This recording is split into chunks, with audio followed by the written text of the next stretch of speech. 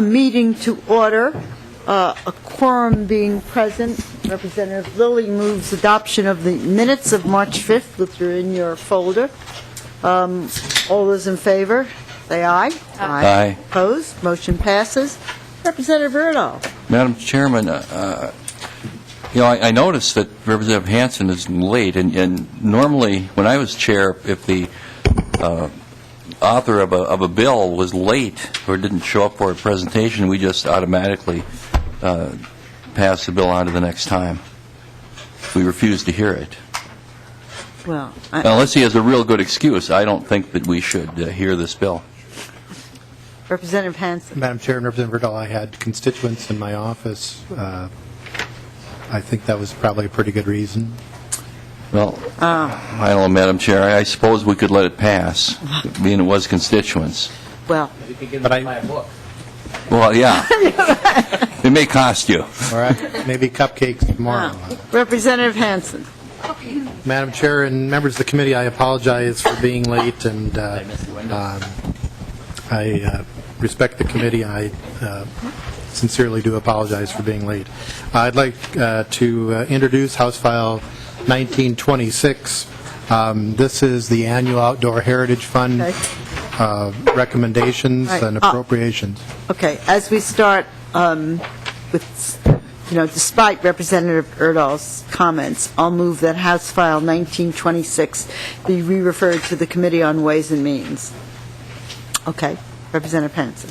Thank you, Madam Chair and members of the committee. I want to acknowledge Representative Lilly had served in this position prior, and Representative McNamara is on the Outdoor Heritage Council with me, so if he wants to come up and sit here, he can. This was a unanimous recommendation from the council. This is a $108 million appropriation. It's gone through the Environmental Finance. We did make some minor changes in that committee, and it was moved from that committee here. I have with me Heather Koop, who is the Assistant Director of the Outdoor Heritage Council, who is available is going to walk through the bill and discuss some of the components of it. I want to go back and just highlight that this was a unanimous recommendation. It's a broad bill with a lot of components. You see a lot of folks in the room that are very interested in this. I think you'll probably be hearing folks who may want to testify on the bill, and I would encourage and welcome that testimony as we move forward on this bill. Ms. Koop. Ms. Koop. Madam Chair, members of the committee, I would like to direct your attention, before I walk through the bill, to the legislative overview that's provided in your packet, which is a nice handy guide that summarizes the appropriation recommendations from the Outdoor Heritage Fund. I want to draw your attention particularly to the outcomes. Oftentimes we get caught up in the number of dollars being expended, which is obviously very important, as well as the acres being protected, restored, and enhanced, but I think sometimes we overlook what the purpose and the outcomes of this fund really is about.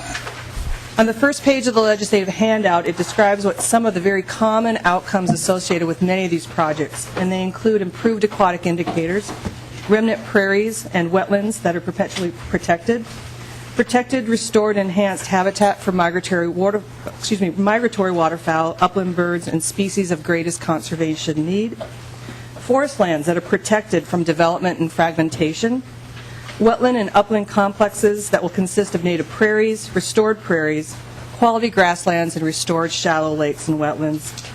And core areas are protected with highly biologically diverse wetland and plant communities, including native prairie, big woods, and oak savanna. So keep those in mind as we walk through the bill, and I, at any time, entertain any questions you might have. As Representative Hansen indicated, the total appropriations recommended by the Lessard Sands Outdoor Heritage Council is $108 million and change, $620,000, $108,620,000, excuse me. The first subdivision is prairies, and the total recommendation there is $37,435,000. With the number of appropriations, this is the largest single category of habitats recommended in this bill. 2A is to the Department of Natural Resources to acquire lands in fee for the WMA and SNA program. It's $8.145 million. This appropriation also includes specific language to acquire the Vermilion River WMA. You'll note as well through a number of these prairie section appropriations, as well as sprinkled throughout the other sections, is language around emergency grading and hazing, as well as a priority to be given to the acquisition of native prairie lands. Second appropriation in this section is accelerating the Wildlife Management Area Acquisition Program. This is a Phase 6, $10,350,000 for Pheasants Forever to acquire lands to be conveyed to the state for inclusion in the WMA system. The third appropriation is Minnesota Prairie Recovery Project, Phase 5, $3.94 million to the Nature Conservancy to acquire native prairie, wetlands, savanna, and to restore and enhance grasslands, wetlands, and savanna in the prairie regions of the state. 2D is the Northern Tallgrass Prairie National Wildlife Land Acquisition Program. This is also Phase 5, again to the Nature Conservancy, for $2.45 million in conjunction with the United States Fish and Wildlife Service to acquire lands in fee to be, or under permanent conservation easement, to be included in the Northern Tallgrass Prairie Habitat Preservation Area in western Minnesota. 2E is a new program, a new initiative on part of the Department of Natural Resources and the Board of Water and Soil Resources, is the accelerated protection of grassland and prairie habitat with Reinvest in Minnesota and Native Prairie Bank easements. $3 million is directed to the Department of Natural Resources, and $2.45 million is to Bowser to implement the Minnesota Prairie Conservation Plan through the acquisition of permanent conservation easements to protect native prairies and grasslands. 2F is to Bowser again for the Minnesota Buffers for Wildlife and Water. This is the fourth phase of this program, and this is one of the appropriations that combines the efforts of the Clean Water Fund to extend the riparian buffers in the prairie regions of the state. This would acquire permanent conservation easements to protect and enhance that habitat. 2G is the Cannon River Headwaters Habitat Complex, the Phase 4 of this program. $1.43 million is to the Trust for Public Land to acquire and restore lands in the Cannon River watershed, for inclusion in the WMA system. 2H is the Accelerated Prairie Restoration and Enhancement Program on state lands. It's $1.53 million is to the Department of Natural Resources to accelerate the restoration and enhancement of prairie communities in WMAs, SNAs, AMAs, state forest lands, and lands under Native Prairie Bank easement. 2I, Anoka Sandplain Habitat Restoration and Enhancement. This is the third phase of this restoration and enhancement partnership. $1.19 million to restore and enhance wildlife habitat on public lands in Anoka, Benton, Isanti, Morrison, Sherburne, and Stearns counties. 2J, Crow Hansen Prairie Complex Restoration Enhancement, another new program being recommended this year. $370,000 is to the Three Rivers Park District to restore and enhance prairie habitat within the Crow Hansen Park Reserve. 2K, another new enhancement and restoration program, is the Prairie and Oak Savanna Restoration along the Mississippi and Rum Rivers. $380,000 to Anoka County to restore and enhance riparian and upland habitat in the Rum River Central Regional Park and Cedar Creek Conservation Area, as well as in the Mississippi West Regional Park. That concludes the prairie section. The third subdivision is under forests, and a total of $16.1 million is being recommended for a number of appropriations. The first is to prevent forest fragmentation and protect and restore lake and stream habitat in the St. Louis watershed. $2.8 million is for the Fond du Lac Band of Lake Superior, Chippewa, to acquire lands and fee in the St. Louis River watershed. 3B, Northeastern Minnesota Sharp-tailed Grouse Habitat Program. This is the fifth phase of this important forest land program. $3.15 million is to Pheasants Forever in cooperation with the Minnesota Sharp-tailed Grouse Society to acquire and enhance lands in Aiken, Carlton, Kennebec, Pine, and St. Louis counties for WMA purposes. 3C, protecting pineland sand aquifer forest lands, another new initiative on the part of the Department of Natural Resources. $1.05 million to acquire lands in Fee and Cass, Hubbard, and Wadena counties for WMA purposes, for scientific and natural purposes, as well as to acquire land in Fee for state forest purposes. 3D, protecting key forest lands in Cass County. The fifth phase of this program, $880,000 is to Cass County to acquire land in Fee for forest wildlife habitat and or to prevent forest fragmentation. 3E, state forest acquisition. Second phase of this program, $950,000 is to the DNR to acquire lands in fee and permanent management easements in the Richard J. Dorr State Forest. 3F is a partnership program, Southeast Minnesota Protection and Restoration. The second phase, $5.77 million to acquire lands in fee for WMA purposes, SNA purposes, state forest purposes, as well as to acquire permanent conservation easements and to restore and enhance habitat on publicly protected lands. 3G is the fourth phase of the Camp Ripley Partnership. $1.2 million is to Board of Water and Soil Resources as well as Morrison County SWCD to acquire permanent conservation easements within the boundaries of the Minnesota National Guard Compatible Use Buffer, or ACUB program, to protect forest wildlife habitat. And finally, in this section, 3H, floodplain forest enhancement on the Mississippi River, $300,000 to the National Audubon Society to enhance floodplain forest habitat on public lands along the Mississippi River. This is another new appropriation recommendation. That concludes the forest section. We'll move on now to wetlands, subdivision 4. $24 million, beginning with the A Reinvest in Minnesota Wetlands Partnership, Phase 6. $9.71 million is to the Board of Water and Soil Resources to acquire permanent conservation easements and to restore wetlands and associated habitat in cooperation with the USDA, as well as money provided for Ducks Unlimited for technical and bioengineering assistance.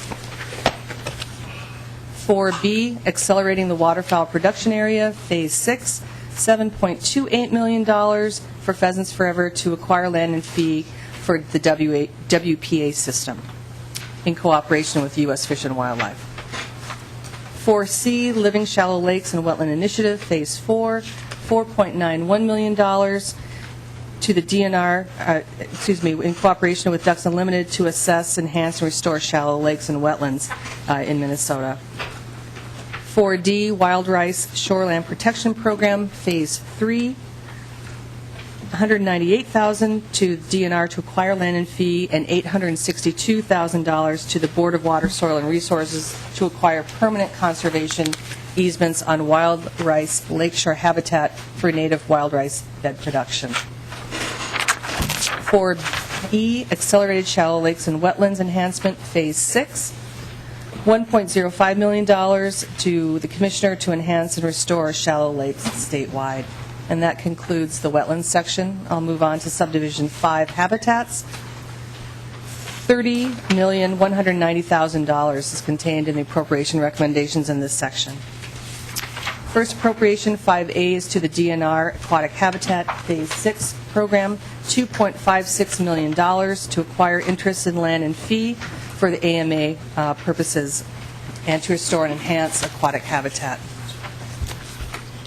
5B, Fisheries Habitat Protection on Strategic North Central Minnesota Lakes, $2.13 million to a partnership between the Leech Lake Area Watershed Foundation and Minnesota Land Trust to acquire land and fee and permanent conservation easements to sustain healthy fish habitats in Aiken, Cass, Crow Wing, and Hubbard counties. 5C, Habitat Protection in Dakota County, Phase 5, $1.19 million is to Dakota County to acquire permanent conservation easements in fee, as well as to restore and enhance habitats in lakes in Dakota County. 5D, fifth phase of Metro Big Rivers, another partnership program.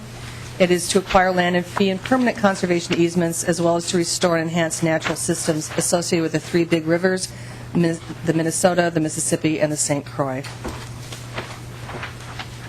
5E, Mustinka River Fish and Wildlife Habitat Corridor Rehabilitation, $2.44 million to the Bois de Sioux Watershed District to acquire land and fee and to restore natural systems associated with the Mustinka River located within the Bois de Sioux watershed.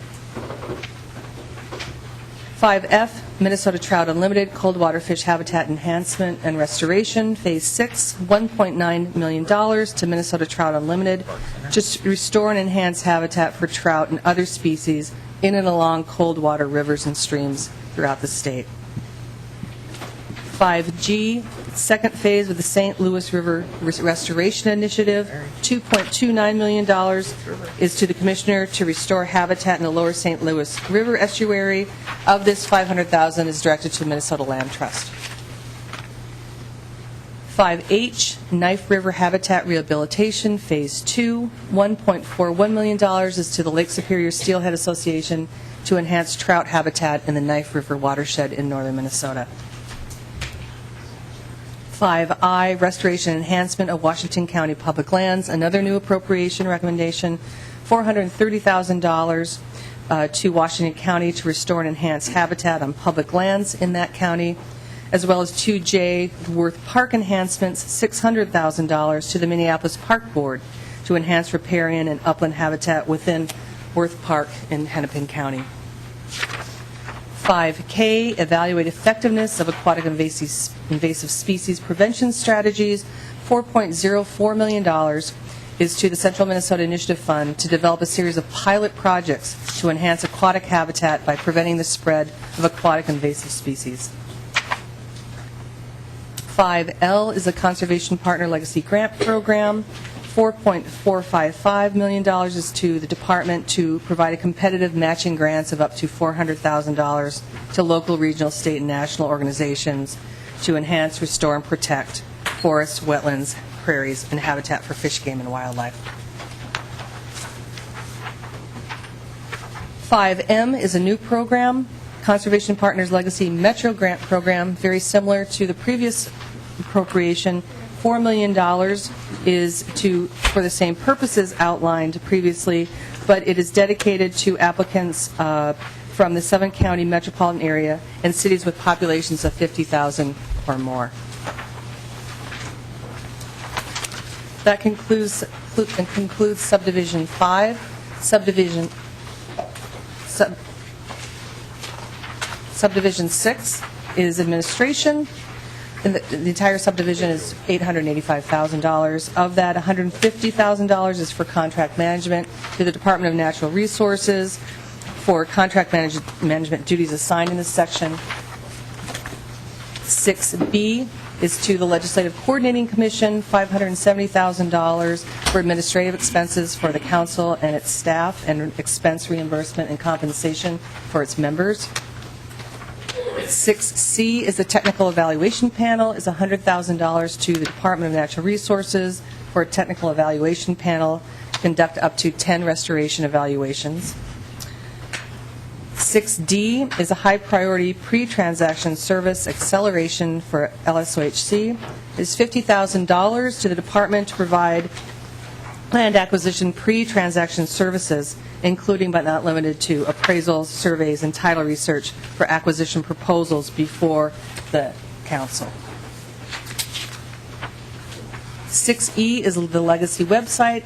It is the council's, or the Outdoor Heritage Fund's share, rather, $15,000 to the LCC for the website that's required under Minnesota statutes. Subdivision 7 outlines the availability of appropriation. Subdivision 8 contains the terms of payment conditions and capital equipment expenditures. Subdivision 9 is a mapping requirement for all lands acquired so that the public can generate maps and have access to those locations.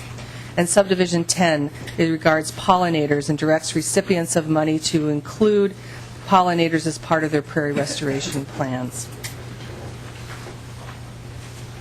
There are three changes rather, to statute. The first regarding the aforementioned restoration evaluation, which directs at least 1/10 of 1% of forecasted receipts from the Outdoor Heritage Fund must be used for restoration evaluations under this section.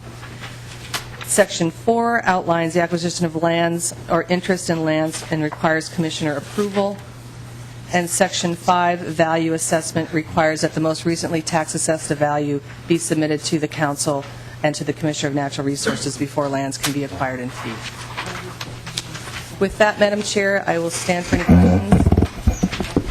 Okay, thank you. There are some amendments, and we can deal with the amendments.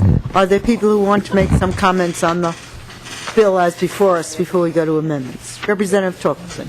Thank you, Madam Chair. I just was curious about, on pages 19 through 21, we have the Conservation Partners Legacy Grants. The second chunk of money there under M is for Metro Grant Program. I understand that. But the first chunk, is that available statewide, including the Metro? The Phase 5 of the Conservation Partners Legacy Grant? Madam Chair, Representative Torkelson, yes, those are available statewide. So they're available both. So both programs are available in the Metro, is that correct? Madam Chair, Representative Torkelson, yes, that is correct. Thank you. Representative Erdl. Thank you, Madam Chair. And a follow-up on that. Do you have a percentage on how much of this money is spent in the 7-county metro area? Madam Chair, Representative Erdl, are you speaking directly about the Conservation Partners Legacy Grant Program? Yes. I'm talking about the whole bill. Yes. Madam Chair, Representative Erdl, approximately 20% of the Outdoor Heritage Fund this year will be directed toward metro area projects. All right, thank you. And Madam Chair, Representative Erdl, just Representative Hansen. to follow up, I think that is, in the 5 years, that's the highest percentage that has ever gone to the metro area. In previous years, it was in single digits. Madam Chair, Representative Hansen, I did assume that was the highest. It seemed, as I remember, it was in single digits the other years. Okay. I understand, and maybe correct me if I'm wrong, that the Metro Conservation Partners includes more than the 7-county metropolitan area. So could you? Madam Chair, yes, it does. And it also includes language for cities or municipalities larger than 50,000 people. Okay. So that would include Rochester, Duluth, St. Cloud. Okay. Madam Chair. Representative Hansen. One thing I forgot to do, and I think it's remiss on my part, but I want to acknowledge Bill Becker, the Executive Director of the Council, who is retiring at the end of this year. And he's sitting quietly in the back here, but we've been through 5 years of council recommendations, and there's been conflict and controversy and many things, but the stable hand of Bill Becker on the tiller of this fund is very important, and I can't think of anybody else who would have done as good a job as Mr. Becker has, and he will be missed, but I want to make sure that the committee, and I certainly publicly want to acknowledge the work that Mr. Becker has done. Thank you. Thank you for doing that. And thank you, Mr. Becker, for all that you've done for us. I appreciate it. Are we allowed to applaud? Yeah, we're allowed to applaud.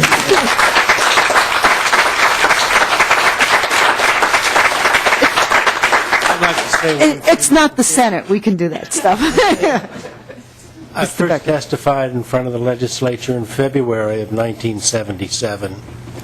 And ever since then, I've had the opportunity to work with you and the people who have preceded you in the chairs you're sitting in. The process you're engaged in is an important one. It's a rich one. It's one that's needs to be cherished and made better every day. And we do that by testimony and coming and speaking our minds, and this is a good place to do it. And I appreciate everything you all have done for me and hope I've done as much for you over the years. Thank you. Madam Chair. Thank you. Yes. Representative Earl. Thank you, Madam Chair. And Mr. Becker, I'm glad that Representative Hansen recognized you. I was intending on doing it as well later. Appreciate all the help that he gave when I was chairman. Outside of that little discussion on the open meeting law, that one didn't work out that well. But everything else, I'm certainly grateful to you for what you've done. Thank you. Okay, thank you. Now, Representative Wagenius. Thank you, Madam Chair. We have pollinator language in that refers to work on a native prairie, and that's all to the good, but that's a tiny bit of land. And I see in here there's money for enhanced grasslands. And first of all, I don't know what an enhanced grassland is. I assume it's brome. What is it that we do? And, well, first of all, what does it do? And I'm just trying to think about the relationship to pollinators. That's where I'm going. Madam Chair, Representative Wagenius, I am not a scientist, and I'd be happy to ask members of either Bowser staff or DNR staff to come down and talk about it. But what I can say, with my limited knowledge, is that the intent is to create greater biological diversity within those grasslands, to minimize the amount of brome that is present, and to have a greater variety of different kinds of grasses available. But for a really good answer, I would suggest we maybe talk to DNR or Bowser staff. We don't necessarily have to talk to them, but I'm just thinking about grasslands and how hard it is to establish anything else in brome. And so maybe that's a conversation for another time when we can talk more about how you go about that and making it cost effective. I'm having trouble figuring out, and maybe Representative Hansen has some wise words on that. Representative Hansen. Well, Madam Chair and Representative Wagenius, I think the key thing when you go back to the Constitution is we are talking about prairies. And where grasslands come in are under the habitat for, not for fish, but for game and wildlife. And so in order to enhance that wildlife or to restore that wildlife or to protect that wildlife and game, and those are two different things, wildlife and game, the pollinators are part of that biological flora that's involved. You have to have diversity of species. So I think the council this year, and there's some language in here about prairies that I remember, and maybe Representative McNamara can correct me, but we said if we're going to protect prairies, we need to be explicit that we're protecting prairies. And when grasslands come into it, it's about habitat, and in order to have the good habitat, you've got to have the diversity of species that are there. So I think the council's been hearing that discussion, that with disappearing prairies, that we need to focus on prairies, and when the grasslands come in, they have to have that mix, provide the habitat for all species. Okay, if I could just follow up with one. Representative Wagenius. Do we have good protocols for how you go about getting other things established in grasslands? I mean, brome can be thick and it can be very hard to get anything else to establish. I mean, we might seed it, but that doesn't mean anything will happen. So do we have good protocols for making that happen? Representative Hansen. Madam Chair and Representative Wagenius, the Board of Water and Soil Resources has standards for seeding. We also have the DNR when they're doing burns or other type of management on site. And I think the other part of this is we have a component in the bill for restoration evaluations or technical evaluation panels to make sure there's a check on the system to make sure that it's happening. So we have the protocols that have been set up over the last 5 years, continuing to be adapted to the best science. And then I think a real key is having those restoration evaluations to make sure it's working. I would, bring down Bowser or DNR if looking for more detail on that. Representative Wagenius. No, not that, but perhaps this committee could tour some of these grasslands that now have been enhanced over 5 years and see how we're doing, and with the idea that maybe we need to do more to make sure that all works out well and works out well for pollinators. Okay. If the snow goes. Oh, she said if the snow goes. I was thinking not in hunting season. Okay. Oh, Representative Lilly? Thank you, Madam Chair, and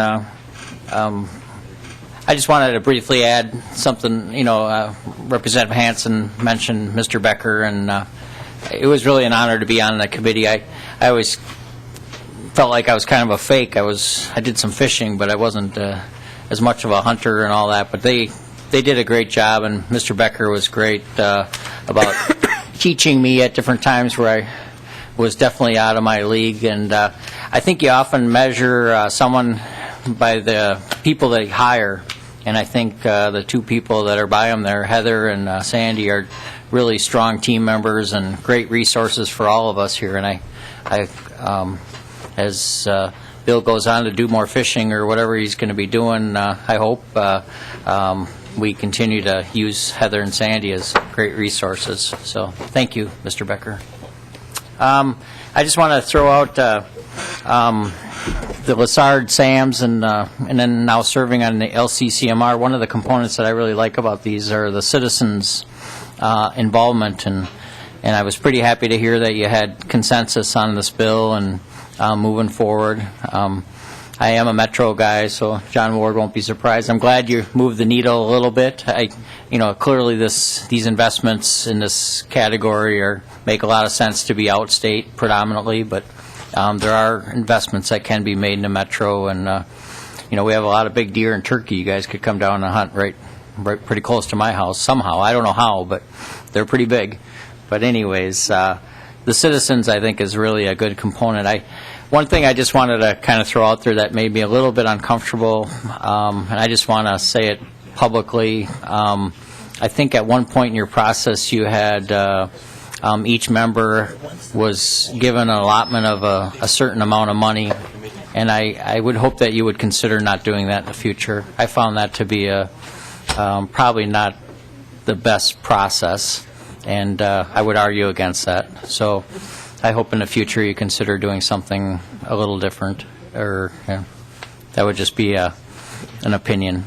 But thank you. Okay, let's move to some of the amendments, and I'd like to move the A11 amendment, and this amendment is sort of technical in nature. It allows Carver County to leverage additional funds against last year's appropriation, and people from Carver County are here if we need to ask them any questions about it. Are there any questions about the A11 amendment?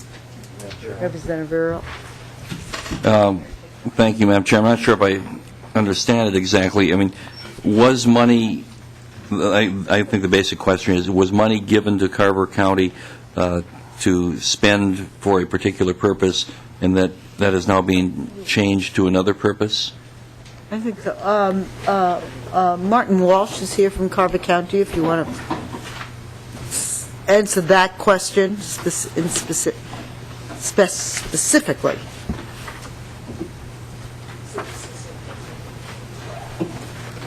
Madam Chair, Representatives, Marty Walsh with Carver County, and the answer is yes. We are requesting that we appropriate dollars to a different project. The previous project that was identified still will be done on time, but we are looking to add these dollars to match some dollars that we are getting from the state for road work at Lake Minnewaska Regional Park. So, thank you. So, Madam Chair, you're not asking, there's no additional monies, you just want to repurpose some money that had been appropriated to you before? That is correct. Madam Chair. Representative Torkelson? Thank you, Madam Chair. I'm Representative Hansen. Do you have a comment? My comment was on the amendment, it appears that we'd be mixing funds here. We'd be adding the Parks and Trails Fund into the bill. So it would, I want to be clear, this would not be changing any outdoor heritage appropriation. This is making a is it my understanding this is making a correction to the Parks and Trails Fund as a separate component? And it's likely that we're not going to have an additional legacy bill. So this seemed to be, as opposed to having a separate bill, this seemed like an appropriate thing to be able to do. But, I'm getting more confused by the moment, Madam Chair. Well- So this section deals not with legacy funds, or with Lessard Sam's Yes. funds at all. yes, It deals with Parks and Trails funds. yes. And it's So no this- new money. This particular issue then would not have come before the Lessard Sam's Council for their attention, but it's coming to us kind of on a piggyback ride on their bill. Is that, Yes. Yes. am I interpreting that correctly? It's part of our unsession, not doing an unnecessary bill, and we can I could add it add to onto that this list, bill. Madam Chair, if Well, you'd like. you didn't, though. We'll wait for the next stop. So, Madam Chair, in essence, we're doing this is like a supplemental, a little supplemental bill we're doing. So, and we'll have to amend, I'll have to add to the amendment that will amend the title appropriately. So I guess my question would be, Yeah. has this been reviewed by anyone besides this committee? Madam Chair and Representative Torkelson, this No. is the first time I've seen this amendment. And to the gentleman from Carver County, can you tell us a little bit more about the process to get this amendment to this stage? Madam Chair, Mr. Representative. Walsh? Yes. I guess going back to kind of the grassroots part of it, this is a part of our county budget request in terms of the project as a whole, and then was presented to the Metropolitan Council staff for consideration in terms of moving this forward. But this is the first committee hearing that we've had with regards to this item. Who's carrying this amendment, Madam Chair? I moved it. You moved it. It seems a little unusual, Well, and I having just seen it today, it's a little hard to, and since we don't have a council for Parks and Trails that makes recommendations directly to us, it's a little difficult to evaluate. represent. I do notice in here, Madam Chair, that there's funding for a programmer position. Is that something that we normally fund out of the Parks and Trails Fund? Yeah. And there have been, in the other bills, there have been positions in the past. This is, when you do a whole program, there are usually positions in that program, too. Representative Murphy? Madam Chair, sir, we're repurposing from what to what? When, no. I read what we're to what, but from what? Madam Chair, Representative Murphy, we are repurposing dollars that were allocated towards a trail project to this project. And I assume the trail project was finished and there were excess dollars, and I also, from what I've been told, I understand this gets additional matching funds into Carver County. Madam Chair, the funds that are allocated for the 2015 Parks and Trails funds were allocated initially towards a trail project. That project still remains on track for 2015. We would propose to move forward with 2016 legacy dollars to complete that project.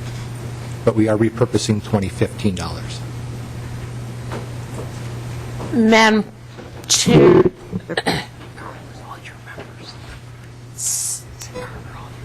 so this wasn't, it's like you are saying, well, we got money in 2015, so we want it to continue to 2016?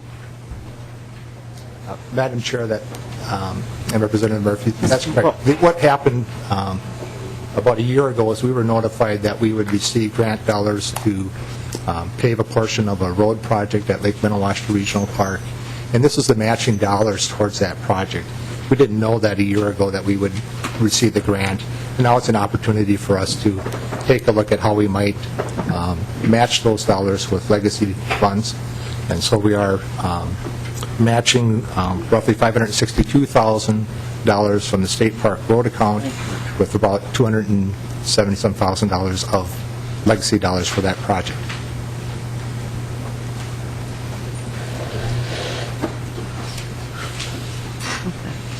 Representative Erdahl, finish? Not exactly. Thank you, Madam Chair. I woke up this morning, pretty happy, convinced that I wouldn't be thinking about parks and trails today. But here it is, one of my favorite topics. In essence, are you trying to have a twofer here? We appropriated money once, and you're working on one project, but also trying to leverage some of those dollars to do another project, too. Is that, in essence, what's going on? Madam Chair, Representative Erdahl, I'm not quite certain that I understand. What we are doing... I'm confused, too, so it's... What we are proposing to do is, because we received the grant from the State Park Road account, and the timing of that project is in advance of work that we are doing on the proposed funding for the 2015 cycle, is that we repurpose those dollars primarily to this project, again, that we didn't know about would be available to us a year ago to complete that project. And then in 2015, we would make another legacy request, Parks and Trails request for funding. All right. Okay. Representative Murphy.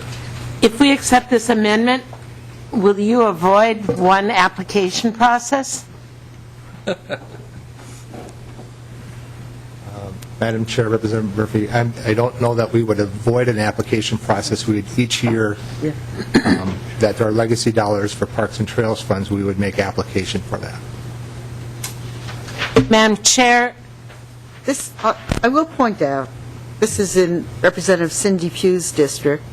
If there is, since it's kind of continuing to use funds that we've already appropriated, since we're not going to do a Parks and Trails bill, I thought that this was an easy way to do it. If there is objection, I'll certainly withdraw the amendment.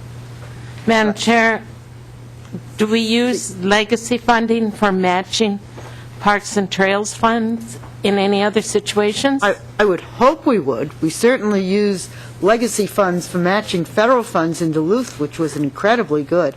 I would like us to look at more matching of funds from legacy funds. So, that's, if you thought it was inappropriate to do that in Duluth, then maybe Madam Chair, I had a question. Okay.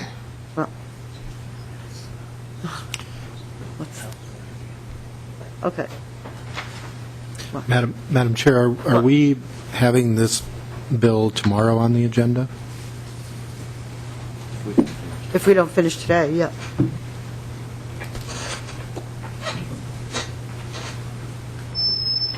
The bill also, my apologies, was request from Carver County, seemed reasonable to me. It's not actually for a legislator that I have a very close relationship with, but it did seem appropriate, and, if people think it's inappropriate, we can not do it. Representative McNamara.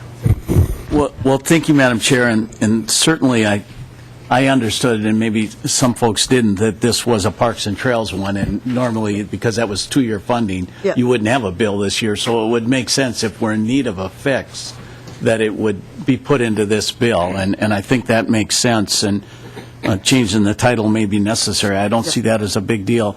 And we do have, if this was a legacy, or if it was a Lessard Sam's, that process would have picked up and they would have been informed of why there was a needed change. I'm a little confused, Madam Chair. I'm just wondering if maybe a couple of us, I think there's at least one other individual from Carver County here, maybe a couple people on both sides could just better understand it, maybe while we laid this amendment over, so that we don't take up the committee time too much, and if it does seem to be necessary that this issue be dealt with tomorrow, I think this is the appropriate committee for it to be dealt with. I wouldn't want to see it go to Ways and Means, which is probably where Representative Hansen is going from here, and to do a separate bill doesn't seem to make sense. But it might be better if a couple of us could more fully understand. I'm a little perplexed myself, and it is the first time. I don't know if the county went to some folks on your side of the aisle, but it doesn't seem like on this side of the aisle. And Madam Chair, I do appreciate you mentioning one of the flags did come up for me. If I'm not mistaken, Carver County is a county that's 100% Republican represented, and so I appreciate the Democrat chair moving the bill. And so all of a sudden it's like, hey, here we are, and I'm glad that we're asking the questions bipartisanly, but I'm just wondering, Madam Chair, if we should lay it over for a little bit here to maybe get a couple folks a chance to understand it more fully. Representative Hansen. Could I just put one more question on? I have absolutely no problem with it being included in this bill. You're so very clear about Article 2, Parks and Trails Fund, so I have no. But the one thing that I wanted to just clarify, and so if they're clarifying that, is that first funding source you have, does that require a match? Is that, and you're seeing this as the helpful match? Is that my understanding? Madam Chair and Representative, no, it does not require. It does not require. It does not require. Okay. So then it wouldn't, because I thought really if it were a match required, you're really matching state money with state money, which usually wouldn't qualify as a match. So you're saying it's not an issue of qualifying. Okay. I have no problem. Well, what do we want to do? Do we want to lay it over? Does anyone want to speak? All right, let's lay it over and continue with the rest. Okay, another amendment labeled A18, and I'll move the A18 amendment. And what this amendment does is, this is to the AIS part of the bill, and this was language that was taken from the accomplishment plan, which we have before us when it was looking at it, and it puts and this puts the language taken straight from the accomplishment plan, so it's not any language that we invented, and it puts that in law. And we worked this out with Bill Becker, and Ms. Coop can speak to it if necessary. It was just putting a little bit more specification into the language on page 19. Ms. Coop?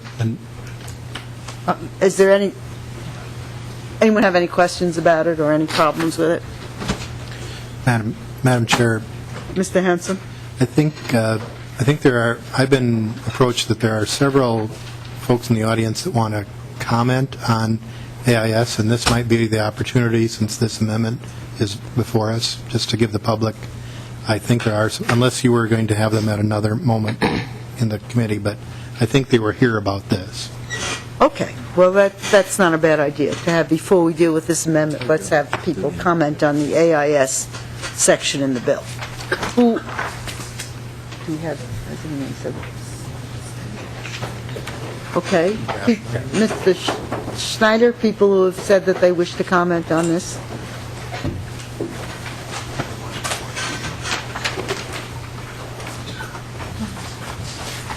Madam Chair and members of the committee, my name is Dominic Cerisi, and I'm the president of the Bay Lake Improvement Association. Bay Lake is a 2,400-acre lake located in Crow Wing County. Our association has just over 500 members who care deeply about our lake and all lakes in Minnesota. We've been following the progress of House File 1926 with great interest. We applaud the Lessard-Sams Outdoor Heritage Council and the legislature for funding $4 million for AIS pilot programs. We feel that Amendment A18 is a step in the right direction. However, we still have some concerns with the bill. We are still concerned that the Initiative Foundation was chosen to administer the pilot programs. Approximately $50,000 per year will be spent on administrative costs if the bill were to pass as currently proposed. We feel that the Department of Administration could grant funds to the pilot programs for less than the $300,000. We also are concerned that the Initiative Foundation is not focused on statewide issues. To illustrate this point, one need look no further than their homepage on their website, which states serving central Minnesota since 1986. Further, I could not find a page on their website dedicated to the Healthy Lakes and Rivers Partnership, the vehicle through which the AIS pilot program money is supposed to flow. We're also very concerned about the timeline of the pilot projects. We feel that 5 years is way too long, and that a 2-year pilot program would yield enough data on what works and what doesn't. This would allow time to implement the best practices found from successful pilot programs throughout the state before the majority of our waters are infested with AIS. And our final concern is that the pilot programs will have to adhere to current state laws, which are not nearly strong enough to prevent the spread of AIS. Please now allow for new and innovative ways to fight AIS. I thank you for your time, and I will answer any questions that you may have. Okay, is there anyone from the Lessard Sam's Council that would like to? Do you have another testimony? Okay. All right, another person who wishes to comment on this. Thank you. Maybe we'll see if there's anyone from the council or council staff who wishes to comment, or the author of the bill, or anybody. Yep. Mr. Snyder? Madam Chair and members of the committee, my name is Joe Schneider. I'm the Vice President of Minnesota COLA. We are the statewide group of coalitions of lake associations and river associations in Minnesota. Thank you for giving me the opportunity to speak to you today. I've had the opportunity to speak in front of the Lessard Sam's Outdoor Heritage Council several times as their process has moved forward, and in front of the House Environment Committee last week. I'm specifically speaking on the AIS portion of this bill. It's a paltry $4 million out of $108 million. That's 3.7%. I say paltry in jest because that is a very large amount of money for AIS. We are very thankful that the Lessard Sam's Outdoor Heritage Council has identified that amount of money for AIS. That said, we are wanting to make sure that some amendments get made to it to make sure that it gets spent in the best way and has a high impact for the state of Minnesota. In the question of urgency that Mr. Cerisi just commented on, we agree that the urgency has not been addressed in this bill. It's a 5-year horizon to not only spend the money, but then evaluate these projects. That is way too long for a wave of infestations that are happening in Minnesota. If that's not clear to this group, it should be. Just this year, the number of lakes and rivers that were designated as infested with zebra mussels has increased significantly. The whitefish chain has been identified as infested. Lake Winnie has been identified as infested. This trend is not stopping. So urgency really is the name of the game. Unless something is done, there is going to be no impact to the aquatic invasive species programs until 2015 boating season. That's way too long. The process to get the language to this point was irregular, to say the least, and the proposal did not get the normal vetting through the Lessard Sam's Outdoor Heritage Council, but nonetheless, it's here in front of you today.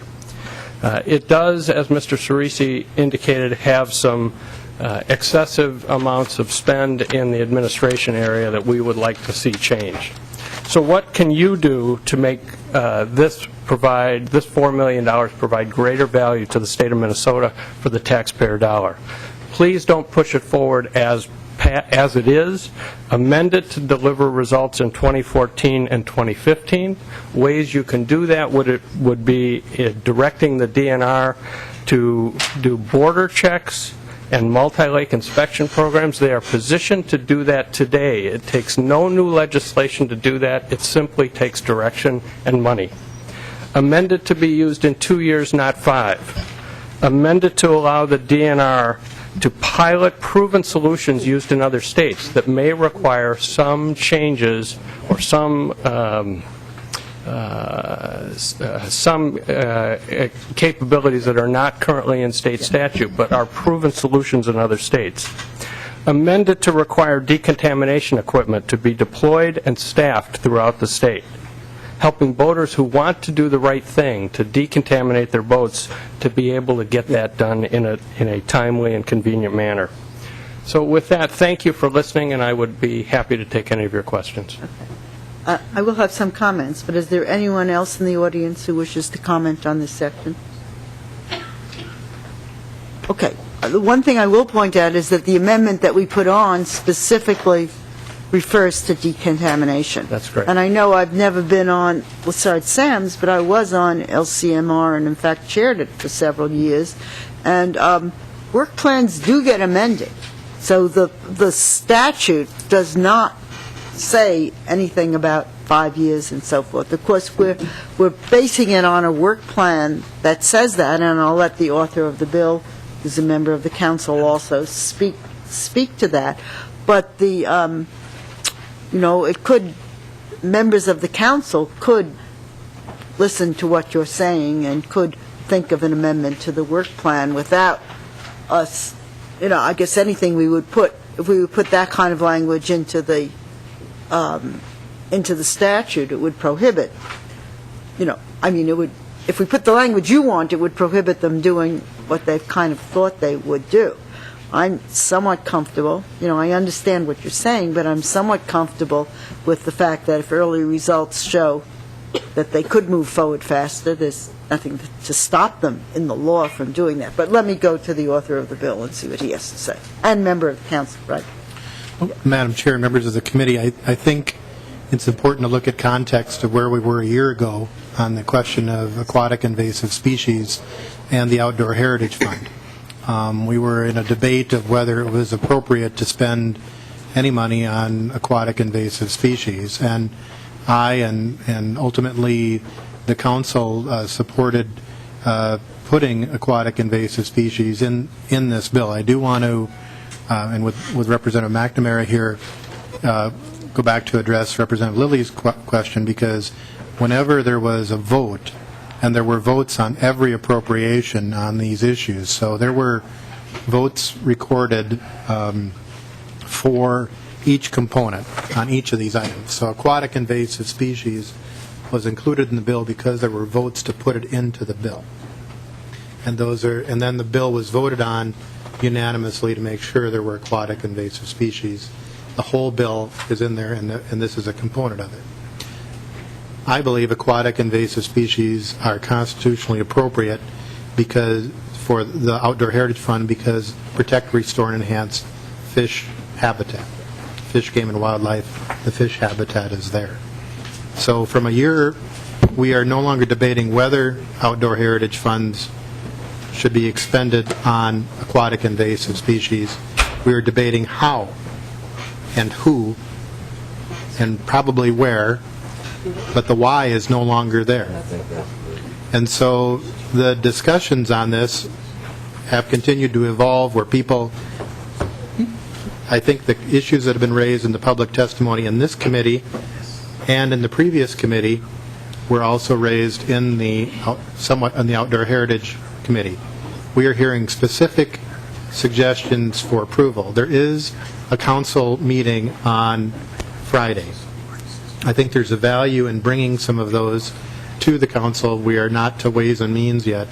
The reason you're hearing multiple public testimony is because of the passion for this issue.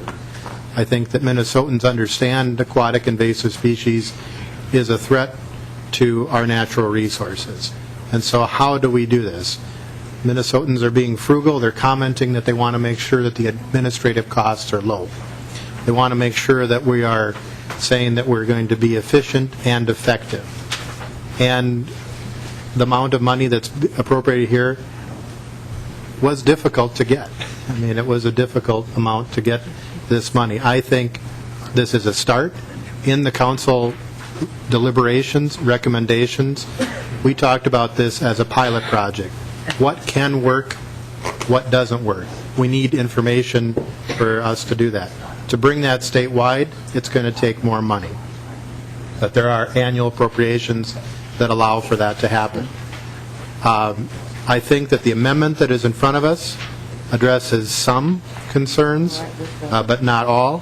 I think that those specific recommendations that came from the testifiers we should continue to take a look at. And if this bill is in front of this committee tomorrow, that also, I tend to think giving a little bit of daylight helps the end product as well. Yes. This is a discussion that we're going to continue to have.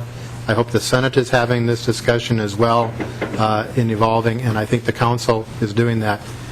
The reason we have aquatic invasive species in here is we started to put it in the request for proposals. We emphasized it. It's going to be in the request for proposals for the next round of applications, which will start in a couple of months. As I said, well, Representative Hansen. Well, Madam Chair, it's that 5-year piece, and I don't know, we haven't talked about that just very specifically, particularly if I look at page 19, line 13, I mean, I try to imagine if that same amount of money is spread over 5 years or 2 years, you're saying no, that wouldn't be?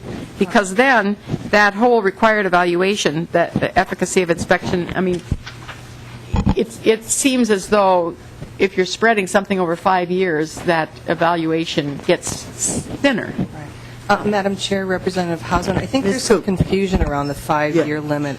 What we have heard over and over again from testifiers over the last 5 years before the Council, particularly those who are doing aquatic restoration enhancements, is that a 5-year window allows them to monitor their progress and to make adjustments over time, because these can be particularly difficult enhancement activities. So by allowing the program to have the appropriation available for 5 years, allows them to make those adjustments and monitor over time. What the 5-year doesn't mean is that the money necessarily will be allotted to different programs over 5 years. It very well, depending upon the quality of the pilot's proposals, it could be awarded all immediately, like in the first round, if you will. So I think we need to be really careful about that. We want to make sure that people who are working in those enhancements have the time necessary to make sure that they have a good product at the end. I would add, too, that there is also some confusion that this is a granting program, and it's not. It was specifically designed to be a pilot program, because if we had the answers to fighting AIS, we would already be implementing them, and I think the Council will be wholeheartedly behind that. But because we don't, we felt that this was a really important investment of those outdoor heritage funds to attempt to try to figure out what are the strategies, what are the tactics, what are the partnerships that we need to battle this very important and a very urgent issue that we face as Minnesotans.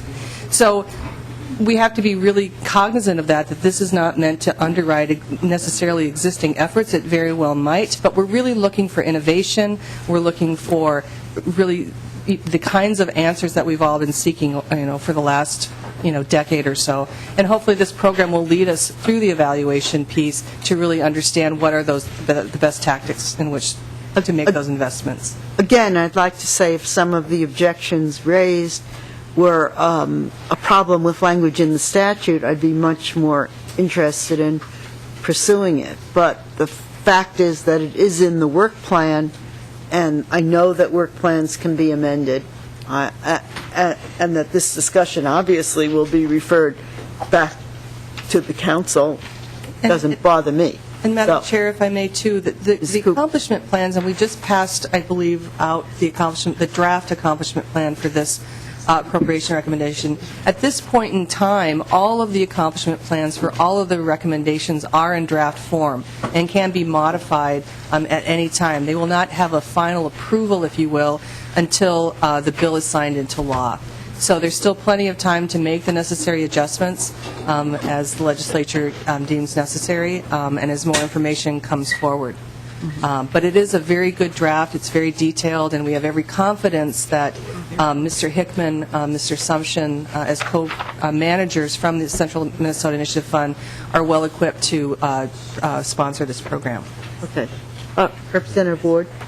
Thank you, Madam Chair. And you touched on just what I was going to talk about. I think it was Mr. Cerisi that said, I think it was that raised the question about the initiative fund being the fiscal host of the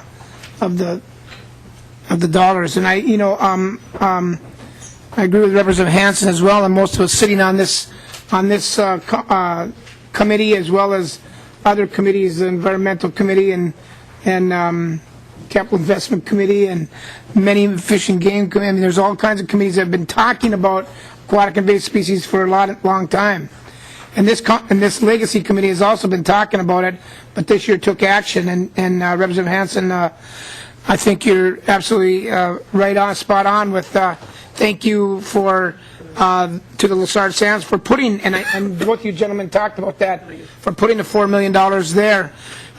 You know, and the Initiative Foundation, as I think Mr. Street said, when you check the website, and I've talked to Mr. Hickman personally about them taking over the fiscal host of the operation of this, and I'm sure that the Lessard Sands also investigated that thoroughly before they recommended the initiative. And there are a number of initiative foundations in the state of Minnesota. It's not just the Central Minnesota Initiative Foundation, but I suspect that that's one of the reasons that they were picked, is because they are a regional kind of concept that have served as fiscal hosts for a lot of grant kind of projects, and have the capability and the technology and the staff and everything that it takes to make sure that those dollars for aquatic invasive species are being spent properly and correctly, and that, you know, as much as possible going to the prevention of that. So I just wanted to point that out, that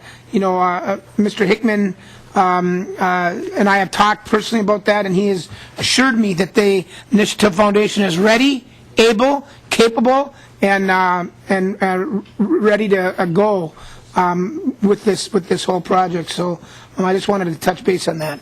And Madam Chair, Representative Ward, if I may add too, you were correct. There are 5 other initiative foundations throughout the state of Minnesota, initially funded through the McKnight Foundation to help rural economic development. But I would also add that Mr. Hickman is just a master of collaboration and partnership, and has already convened several meetings in which he has worked collaboratively with the Department of Natural Resources, Aquatic Invasive Species Special Committee, as well as the Minnehaha Creek Watershed District, and also the Minnesota Coalition of Lake Associations. So he truly understands partnerships and collaborations, and understands that this effort will only be as successful as the number of people and number of viewpoints that are present and participating. Okay. I don't think I see any further discussion.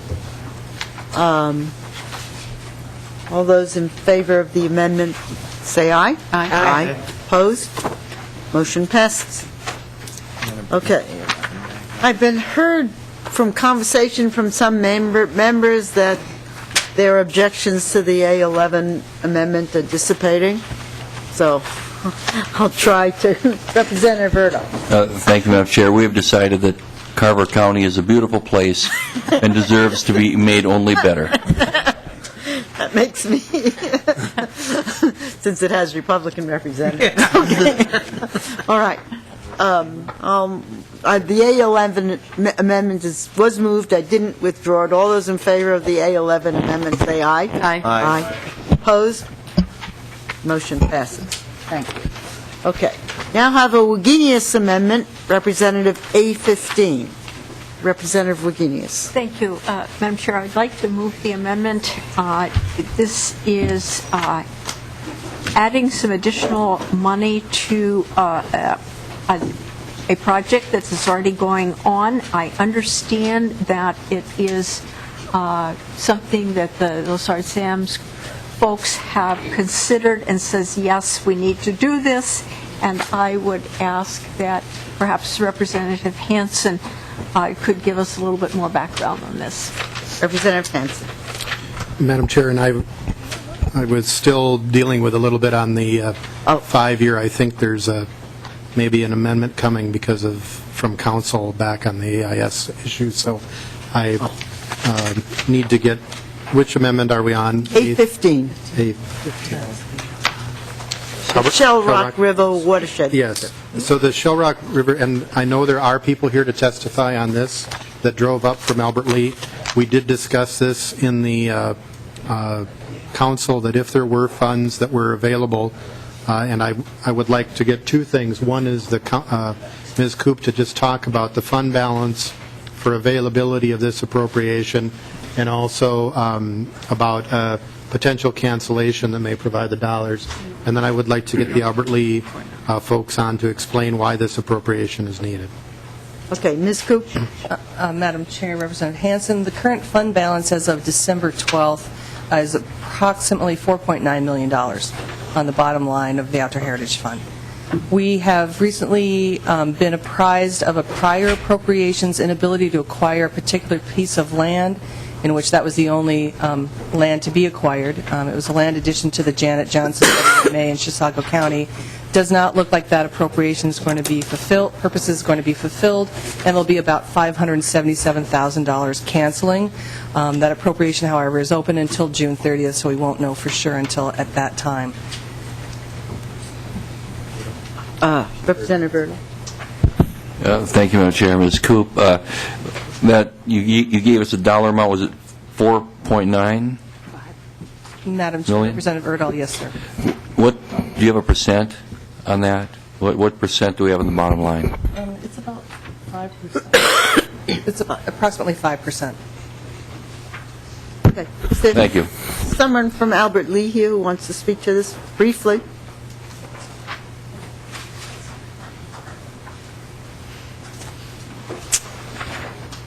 Yes, Madam Chair and Committee, my name is Andy Henschel, and I'm the Director of Field Operations for the Shell Rock River Watershed District.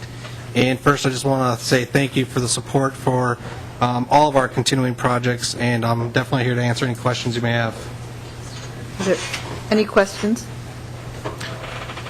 Madam Chair, this particular project was in a previous appropriation, and the bids came in for the project where there's not enough funds in the appropriation, so this is providing a supplemental appropriation within outdoor heritage. Representative McNamara, just to get on the record that we did talk about this in the council. Okay. All those in favor, any other discussion? All those in favor of the A15 amendment, say aye. Aye. Aye. Opposed? Motion passes. Okay, there's another amendment labeled A16 from Representative Green. Do you want to tell us about your amendment, Representative Green? Thank you, Madam Chair. I brought this amendment forward simply because we are, in my area of the state, experiencing a lot of land acquisition from the DNR, and they are actually outbidding private people. Are you moving the amendment? Oh, excuse me, yes, I'd like to move the amendment. Okay, Representative Green moves the A16 amendment. Okay. Okay, and that's basically it. They're paying over and above the estimated values of the land, and what this amendment will basically do is just assure that the land, the tax dollars being spent through Legacy, will be not competing with private people, private taxpayers on the purchase of the property. Representative Wallenius? Yes, thank you. I appreciate our taxpayers getting value for their dollars. And we have some leeway that we use for looking at an assessor's dollars. When people want to double and triple, I gag. But when it's just a little above, perhaps it's worthwhile. So I have an amendment that I would like to move, and that's the A17 amendment to Representative Green's amendment, and I hope he will accept it. It basically says Representative Green's amendment, but if the commissioner determines that the acquisition is a high priority, and it gives criteria, because the land is adjacent to another piece of public land, it would conserve a high degree of biological diversity, or is otherwise a high priority for the department, then it can be purchased, and the commissioner has to document why, so that we actually get someone's thoughtful evaluation of a particular piece of property before you would go above that assessed value. Representative Green? Well, the problem with the amendment, I'm afraid, is that it negates my amendment. I mean, with this on there, there'd be no need for mine, because in the commissioner's the valuation, he could just decree that that any piece of land that he wants is of high value. Representative Wagenius. Well, I think that the check on that is the line 1.6. The commissioner shall document the reason for the determination in writing. So, and I think that's the appropriate for anything like this, actually. It's not just this. That when a determination is made in writing and the reasons given, then we have accountability. And one of the things I think we all struggle with all of these land purchases is accountability. So what I am offering here is not just a strict no, but a little room for acquiring really nice pieces of land, but also the accountability that goes along with it. Okay. Mr. Murray, did you want to speak to this? And Madam Chair, as he's coming down, I'm going to hand out a sheet from the council on lands acquired in fee so that folks have some context. Okay. Mr. Meyer. Madam Chairman, members, for the record, Bob Meyer, Department of Natural Resources. And I do understand and I appreciate Representative Green's concern and also Representative Wagenius's. However, the amendment as drafted will cause several problems. Looking at, if you look at the language, the most recent shall not, start at the bottom, 1.27 at the top of the next page, shall not agree to pay more than the county assessor's most recent estimated market value. Well, most recent is variable. I don't know what that's going to mean, right? And in an increasing land value, we may pay less, but as land values decrease, we may be paying more than what the appraised value are of these lands. We have a concern about that. We're already required by statute where we're prohibited from buying land paying more than 10% over the appraised value. Actually, Representative Carlson has a bill that's moving forward that applies that principle, which he feels is good, and I think the House has agreed to that 10% in some cases may be okay, but no more than 10%. That applies to the DNR's acquisition. So we're already restricted to no more than 10%. In addition, the language in Section 4, where we're taking minimum value acquisitions, will cause us to do appraisals for these small tracts of lands that sometimes are done by formula, the Army Compatible Use Buffer Easement Program that the DNR and Bowser have, the Trout Stream Easement Program that we have where we're using formula-based acquisitions. This will cause problems with that as well. We do appreciate Representative Wagenius' amendment to the amendment, but basing acquisitions solely on assessors' values is very problematic. The assessors, by law, are supposed to be within 10% of the actual appraised value, but I don't think they can keep up with that. We've seen instances where recent legacy acquisitions, we've done multiple appraisals, and we've come up with the fact that sometimes those appraised values are off by factors of 300 or 400% in some cases. We've done a second appraisal. Anything over $1 million, we're requiring double appraisals on. So we feel that when the DNR is acquiring lands with legacy dollars, we are getting the best value for the state and for the citizens of the state of Minnesota. It's not in our best interest to pay more than the appraised value, selfishly, because then that's going to increase the PILT payment that we have to pay. PILT is based upon the value of the acquisition for the first 5 years, and it goes to assessed value. So we do need to operate in certain parameters. Working in counties that want to buy land is where we're trying to be at, and the high priority parcels that we have out there, and in holdings, as there are some in this bill, are where we want to focus our dollars, but also take advantage of opportunities for us to expand conservation as well. So, Representative Meyer, Mr. Meyer, sorry, don't want to demote you. So you're saying that even if the Wagenius amendment goes on to this amendment, that Section 4 is still a problem and we should eliminate Section 4? Madam Chair, yes, and we do not support the concept of using estimated market value for acquisitions. Yeah. Okay. Representative Wagenius?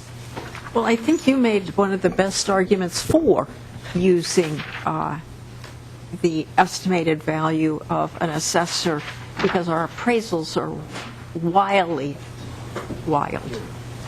And I don't think that you can argue, if you look at a list of all of the properties paid for by the Lessard Sams dollars,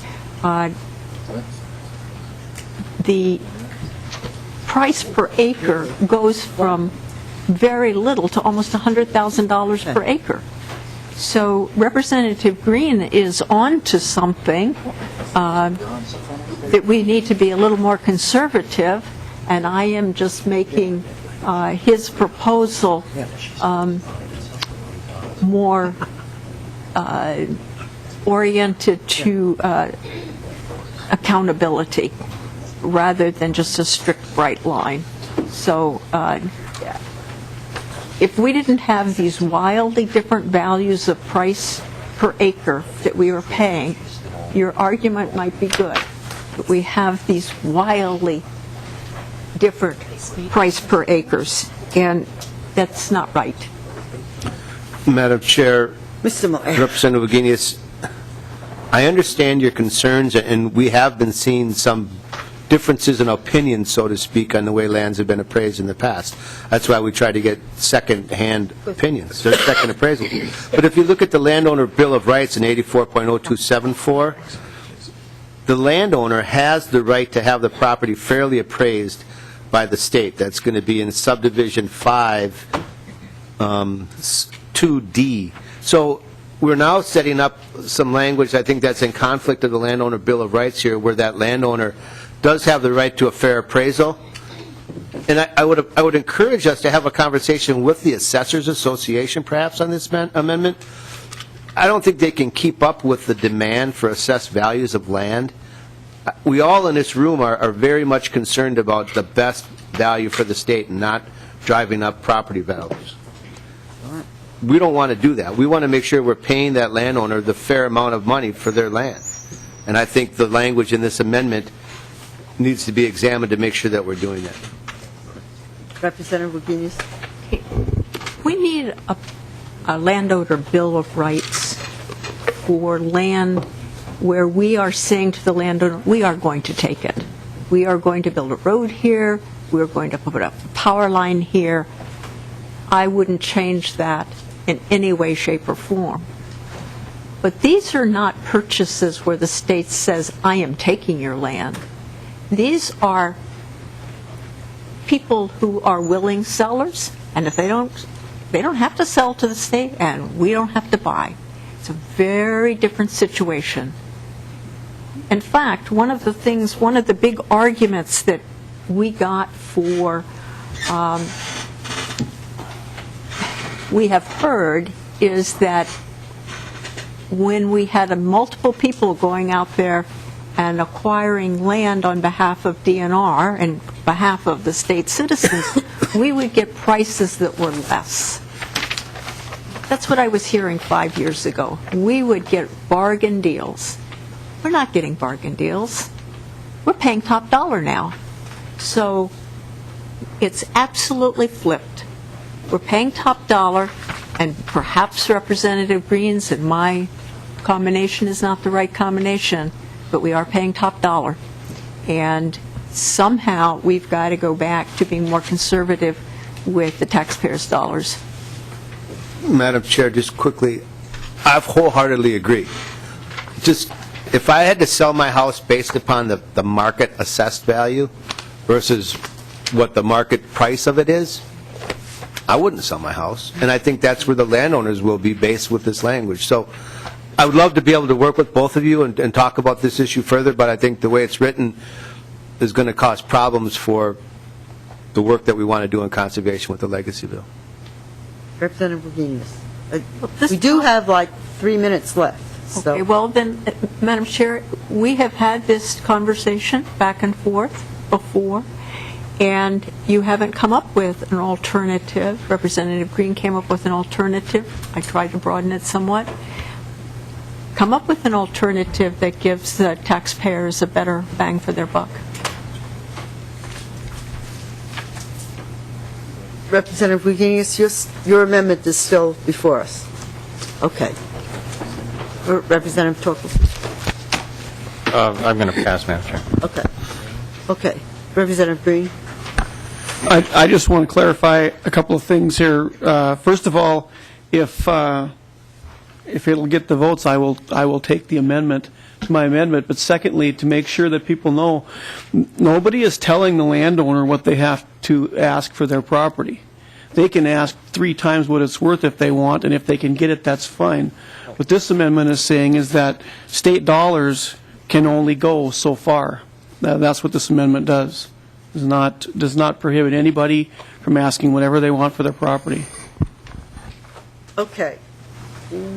So have you accepted the Wagenius Amendment now? So the Wagenius Amendment is now part of the Green Amendment.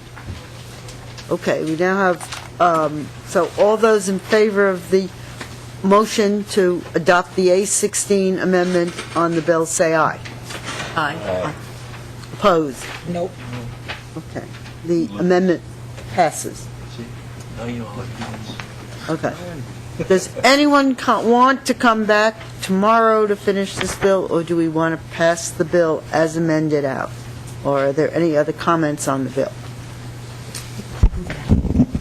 Madam Chair, I think Ms. Taylor has an amendment that, based on the discussion and review of requirements, she would like to, or I would ask her to make a comment on and present. Madam Chair, committee members, back to the AIS appropriation on page 19. Just to be clear that the appropriation is available for the 5 years, I would recommend adding an amendment to do so. That would read on line 19.15, after the period, insert this appropriation is available until June 30th, 2019, period. And then some additional language was requested by the author that would read after the period, the accomplishment plan must accelerate the start of the pilot projects, period. Okay, and that's acceptable to the author? Yes. Okay. Does anyone need that amendment repeated? Do you understand it? Okay.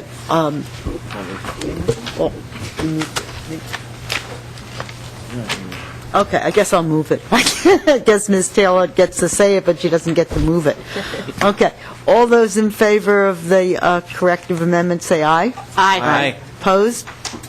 Motion passes. Okay. So is there any, I don't think we have any further amendments.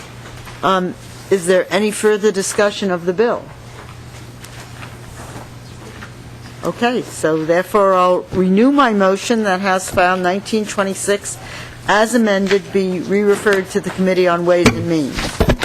Those in favor say aye. Aye. Opposed? Motion passes. Thank you very much for the, Representative Hansen. Thank you, Madam Chair, and again, I apologize for being late, and Well, we managed to finish not much more than you were late. So, okay, thank you all members for cooperating. Meeting. We're not meeting. Wait. So we're not meeting tomorrow? No, we're not meeting tomorrow unless we can think of something good to do. Okay, meeting is adjourned.